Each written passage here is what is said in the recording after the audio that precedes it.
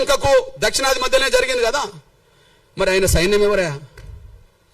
రాముడు సైన్యం ఎవరు? రాముడు సైన్యం ఎవరు? వానరులే కదా. వానరులు అంటే ఎవరు? అడవి బిడ్డలు కదా. అడవి బిడ్డలు అంటే ఎవరు? ఆదివాసులు కదా. ఆదివాసులు అంటే ఎస్టీలు కదా. అడవిలోనే యుద్ధం జరిగింది కదా. రాముడి సైన్యం 99% ఎవరు? రాముడికి తోడొచ్చిన లక్ష్మణుడు ఉన్నాడు సోదరుడిగా. కానీ రాముడికి అండగా నిలబడ్డది ఎవరిగా? సుగ్రీవుడు కదా. అడవి గిరిజన రాజే కదా. ఆంజనేయుడు కదా. సైన్యానికి నాయకత్వం వహించిండు, యుద్ధం చేసిండు కదా. సైన్యానికి నాయకత్వం వహించింది ఎవరు? యుద్ధం చేసింది ఎవరు? ఆంజనేయుడు కదా యుద్ధం చేసింది. ఆంజనేయుడు ఎవరు మరి? ఆదివాసి కదా. సుగ్రీవుడు ఎవరు?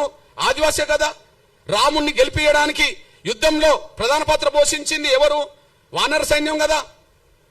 ఆ వానర సైన్యాన్ని గైడ్ చేసింది ఎవరు? జాంబవంతుడు కదా. ఆ వానర సైన్యాన్ని గైడ్ చేసింది ఎవరు? జాంబవంతుడు కదా. ఇది ఎక్కడి నుండి తీసుకున్నాం? ఇదంతా వాల్మీకి రామాయణమే కదా. ఇది ఎక్కడి నుండి తీసుకున్నాం?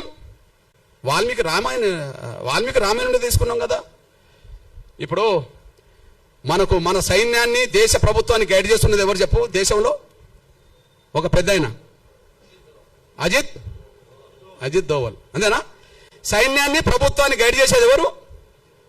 అనుభవస్తుడు అజిత్ దోవల్.